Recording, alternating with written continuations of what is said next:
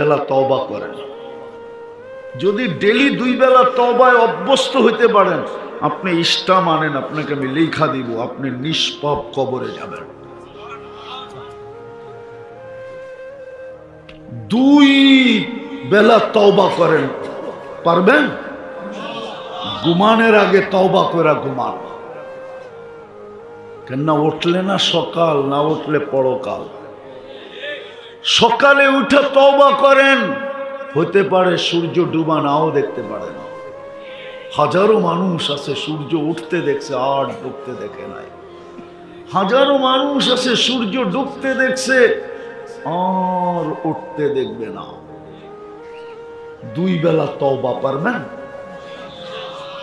বিশেষ করে যুবকদেরকে বলতেছি, সারাদিন কি করলাম আমার আপত্তি নাই, সারাদিন কি করবা এটাও আমার আপত্তি নাই, কিন্তু তোমার পায়ে ধরে বলি দুই বেলা তওবায় অভ্যস্ত হয়। পারবা? হ্যাঁ পারবা? পারবেন? কে কে পারবেন যে আমরা আজকের থেকে ডেলি দুই বেলা তওবা করব? কিছু না করতে পারেন নামান, কিচ্ছু না করতে পারেন, শুধু তওবা করেন। এই উম্মতের তওবা আল্লাহর কাছে বড় প্রিয়, বড় প্রিয়, বড় প্রিয়। এই উম্মতকে আল্লাহ বেশি খাটাইতে চান না। যদি খাটাইতে চাইতেন তাহলে হুজুর বলুক 50 ওয়াক্ত নামাজকে কেন 5 ওয়াক্ত করলেন? আল্লাহর ওইখানে যেটা সিদ্ধান্ত হয় ওটা কোনোদিন রদবদল হয় না। কিন্তু দেখছেন 50 ওয়াক্ত খাটবে, তাইলে আর ভালোবাসার পাত্র হইল তো হইল কি কইরা? কমাইতে কমাইতে 5 আইনা দিছেন, পরিশ্রম কমায়া দিছেন। তো বন্ধু বলছে পরিশ্রম তো কমায়া দিলেন, একটু কি কমায়া দিবেন? তো বলছে না বন্ধু, পড়বে 5 সওয়াব 50। এটা একা পড়লে একা একা, এটা ভুল। এটা একা পড়লে, আর যখন জামাতে পড়বে আরো 27 গুণ বেড়ে যাবে। এক ওয়াক্ত পড়বে 270 ওয়াক্তের সওয়াব দিবে। পরিশ্রমও কম, দেয়ারিও বেশি। দেয়ারি বুঝেন? আরে মনে বুঝেন না, স্যালারিও বেশি। এক ওয়াক্ত পড়বে 270 ওয়াক্তের সওয়াব পাবে। এই উম্মতের সাথে আল্লাহর বড় প্যার আছে, দোস্তি আছে, বন্ধুত্ব আছে। বেশি খাটাইতে চান না, বেশি খাটাইতে চান না। এই জন্যই তো প্রথম 15 বছর মাফ করে দিছে। প্রথম 15 বছর প্রাপ্ত বয়স্ক হওয়া পর্যন্ত মাফ। যা রইল 60 বছরের, তাও 45 রয়ে গেছে। আবার ভাবছে না, মনে হয় ভালোবাসার পরিচয় হয় নাই। তা আবার যতক্ষণ ঘুমে থাকে ততক্ষণ মাফ। রুফিয়াল কলম নাইম হাত্তা ইয়াস্তাইকির। এই জন্য হুজুররা ফতোয়া দিতে পারবে না। 309 বছর ঘুমাইছে আসহাবে কাহাফ, ফতোয়া দিতে পারবেন না যে কলম বিরুদ্ধে চলছে। সৌদি রূপ যুবরা 27 বছর ঘুমাইতেছে এখনো।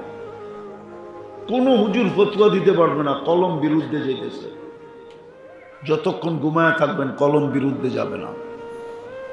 মাফ। আর রইল কতটুকু?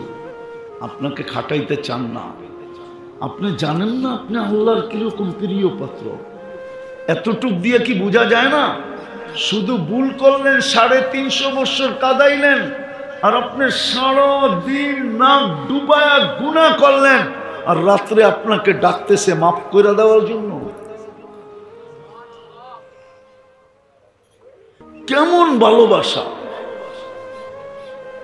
এই জন্য সামনে রমজানটা আসতেছে, তওবা করব ডেলি 2 বেলা।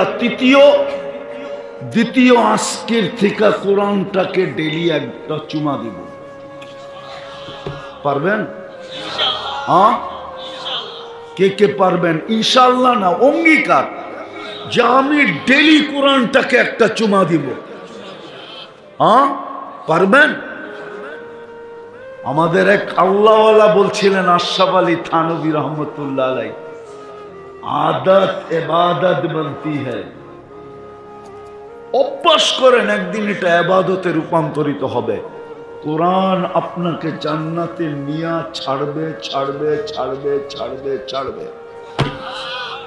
তৃতীয় আসকার থেকে মসজিদটাকে ঘুরা দিল। পড়বেন নামাজ পাক্কা? যুবকরা কি বলে? হ্যাঁ, আরে যুবক, এর চেয়ে সহজ কোত্থেকে পাবি বল?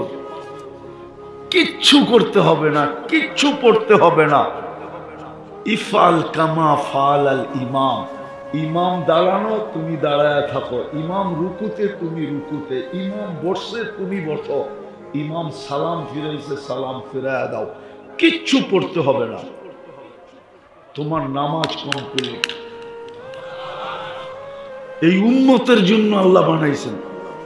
কোন উম্মতের এই সুযোগ ছিল না যে কিচ্ছু পড়তে হবে না। ইমামই ছিল না নামাজে। ইমাম তো আল্লাহ এই উম্মতকে দিছে তোমার দিকে তাকায়া, তারপরও যদি না পড়ো। আর চতুর্থ, এই রমজানটা আমরা জীবনের সারা জীবনে অতীতে কি করলাম, সামনে কি করব এটা আমি জানি না, কিন্তু এই রমজানটা ঐতিহাসিকভাবে আমি ওরকম কাটাবো যেরকম কাটানের কথা, কমর বান্দা কাটাবো। আল্লাহর রসুল রমজানে একদিনের জন্য বিছনায় যাইতেন না, একদিনের জন্য কমর বান্দা ইবাদত করতেন। একটা রমজান কাটায় দেখো, জীবনে একটা রমজান এরকম কাটাও যে রোজা রাখবো, নামাজ পড়বো, গুনার থেকে নিজেকে বাঁচায় রাখবো। যুবক, কোনো অসুবিধা নেই, 1 মাসের জন্য নেট বন্ধ করে দাও। পরে 11 মাস কি করবা তোমার অভিরুচি, কিন্তু তোমাকে বলবো 1 মাসের জন্য নেট বন্ধ করো। বাড়িতে যদি 1 মাসের জন্য ডিশের লাইন না থাকলো কি কিয়ামত হয়ে যাবে? হ্যাঁ হ্যাঁ, না রোজা খুলতে পারবেন না, না সেহরি খাইতে পারবেন না।